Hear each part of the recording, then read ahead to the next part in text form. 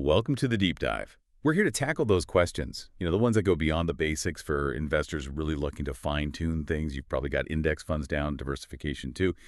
But what's next? How do we really optimize, manage that risk, build long-term wealth when things feel, well, kind of complex? Okay, let's unpack this. Today, we're diving into advanced asset allocation strategies. It's more than just stocks and bonds, right? Our mission, like always, is to dig through the sources, pull out the absolute key insights, and give you that shortcut to being really informed, maybe even with a few surprises. Yeah, and what's fascinating here, I think, is how these sophisticated strategies often circle back to core ideas. Things like smart diversification, really understanding risk, even using automation effectively. They're not just buzzwords, they're fundamental, even for advanced stuff. It's about building resilience, really. Okay, let's get right into it. The power of asset allocation.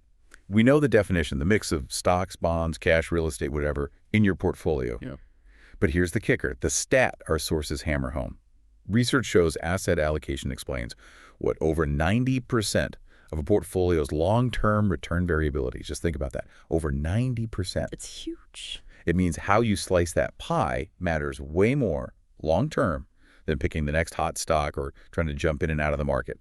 So for our listeners who are pretty savvy already, why is this mix so critical? Why that 90% number? Well, it fundamentally shifts your focus, doesn't it? For someone who's already investing, knowing this means that deciding on, say, 60% stocks, 40% bonds, that's not just pulling numbers out of a hat. It's a deliberate choice. You're balancing the engine for growth, which is usually equities, with the shock absorbers like bonds, and it has to line up with your goals, your timeline. The actual blend is driving most of the result, much more than, tinkering with minor parts. Right. And that directly ties into this idea of avoiding uncompensated risk. Okay, explain that a bit. Uncompensated risk. Sure.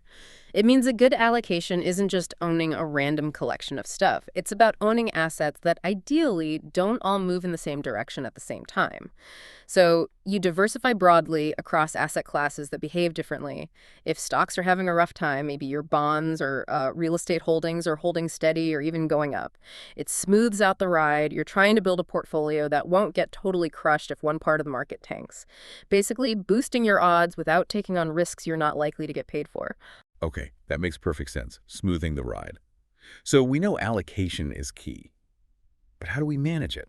Set it and forget it, or be more active. That leads us to the big debate. Strategic versus tactical. Let's start with strategic asset allocation. This is the classic approach, right? You set a long-term target mix, maybe that famous 60-40 based on your goals, your risk tolerance, and then you stick with it.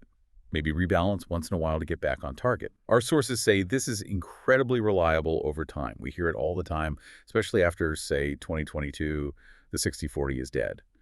But the research seems to push back hard on that. It's still a solid baseline. Oh, absolutely. Its staying power is exactly why it's still relevant. That 60-40 mix gives you that fundamental balanced growth potential from stocks, stability from bonds. Yes, 2022 was unusual, a real gut punch where both went down together, but historically, it's weathered so many different market climates, people declaring it dead often miss the point.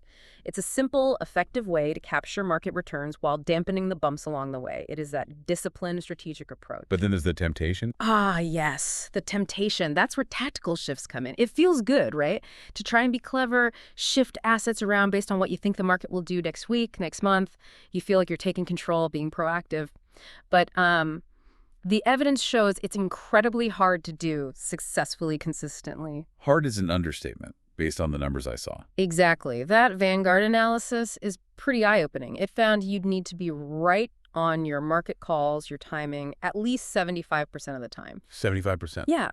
And that's just to slightly edge out a simple, static 60-40 portfolio that you just rebalance periodically. Think about getting market direction right 3 times out of 4, over and over again. Almost impossible for most people. Even professionals struggle with that kind of hit rate. Precisely. Very, very few can sustain that. It's like financial whack-a-mole, as you said. Chasing yesterday's news. So this really raises the question, for almost everyone listening, isn't focusing on that disciplined, strategic plan and just riding out the waves the smarter long-term play? Seems like it. Less stress, fewer costly mistakes from emotional trading too, probably. The evidence strongly points that way, yes. Okay, so strategic discipline wins for most.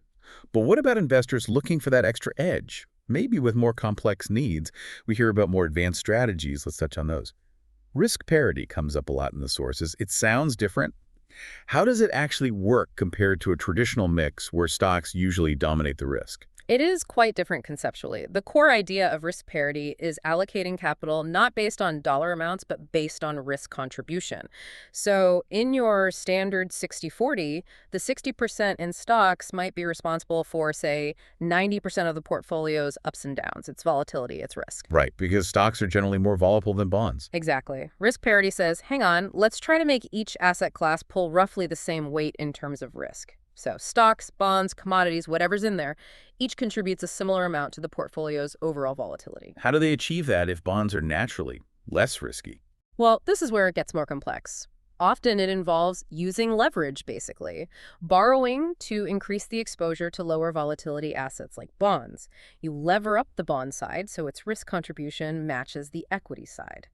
The goal is better diversification, a portfolio less reliant on just stocks doing well. It aims for smoother returns across different economic conditions. But leverage adds its own risks and costs, I assume. Absolutely. Managing leverage, the costs involved, keeping an eye on correlations between assets, it's definitely not a simple set it and forget it strategy. It requires more oversight. Interesting. So risk parity is one advanced idea. What else did the sources highlight for those looking beyond traditional allocation? Things like factor investing or alternatives? Yeah. Beyond risk parity, factor-based allocations are another big area. Instead of just buying the whole market, you deliberately tilt your portfolio towards specific factors. These are characteristics of stocks that historically have shown tendencies to outperform, like value buying cheaper stocks, or momentum buying stocks that have been doing well recently, or quality companies with strong financials. So it's like another layer of diversification, slicing the market differently. Kind of. It's trying to capture potential excess returns, what academics call alpha, beyond just tracking the market beta. It's definitely more involved than broad index investing. And then you mentioned alternative assets. This means adding things like real estate, commodities, perhaps private equity, infrastructure, assets that often behave differently from traditional stocks and bonds. Again, the goal is diversification, smoother ride. Exactly. Finding assets with low correlation to the main parts of your portfolio can add resilience, especially during weird market periods like high inflation where commodities might do well when stocks struggle. The common thread in all these advanced strategies, spreading your bets really widely across different sources of return and risk, trying to make sure no single market event completely derails your portfolio, building robustness. It really highlights that allocation isn't just a simple pie chart, especially as you get more sophisticated.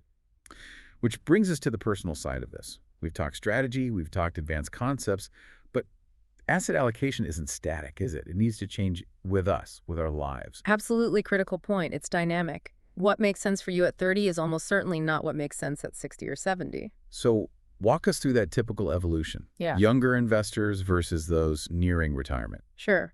Typically, a younger investor, someone with decades until retirement, can afford to take more risk. They have time to recover from downturns, so they'll often have a higher allocation to equities, maybe 80%, 90%, sometimes even more, seeking that long-term growth. Makes sense. Time is on their side. Right. But as you get closer to needing that money, say within 10, 15 years of retirement, the priority shifts. You start dialing back the risk, you gradually reduce the equity portion and increase the allocation to more stable assets like bonds or even cash.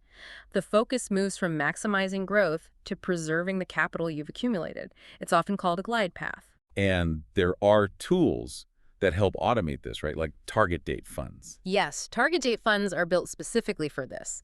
You pick a fund based on your approximate retirement year, and it automatically follows a preset glide path. It starts more aggressively weighted towards stocks and becomes progressively more conservative, adding more bonds as the target date approaches. It's a great hands-off solution for many people. But for our listeners who like a bit more control or have more complex situations, Well, even with target date funds, the key insight is understanding their specific glide path and assumptions. Does it perfectly match your risk tolerance, your tax situation, other investments you hold outside that fund? They provide a solid framework, but optimization might mean tweaking around them or building your own glide path. so it always comes back to the individual. Always. Ultimately, you have to align your allocation with your specific risk tolerance, your goals, your life. There's no single perfect portfolio out there that fits everyone. This raises that crucial point again. The best allocation strategy isn't necessarily the one that looks best on paper in a backtest. It's the one you can actually stick with through thick and thin. That behavioral aspect is huge. Consistency and discipline. Paramount. Finding a balance you're comfortable with that lets you sleep at night, that's the real key to long-term success. Okay, fantastic insights today. Let's do a quick recap. Big takeaway number one, asset allocation is incredibly powerful. Remember that 90% plus figure driving long-term return variability. Number two, for most people, a disciplined, strategic approach like a balanced 60-40 or similar generally wins out over trying to constantly time the market tactically. Then we touched on some advanced ideas, risk parity, factor investing for those seeking more nuance. And finally, maybe most importantly, your allocation must be personal and evolve with your life stage and goals. Exactly. And that leads me to maybe one final thought for everyone listening.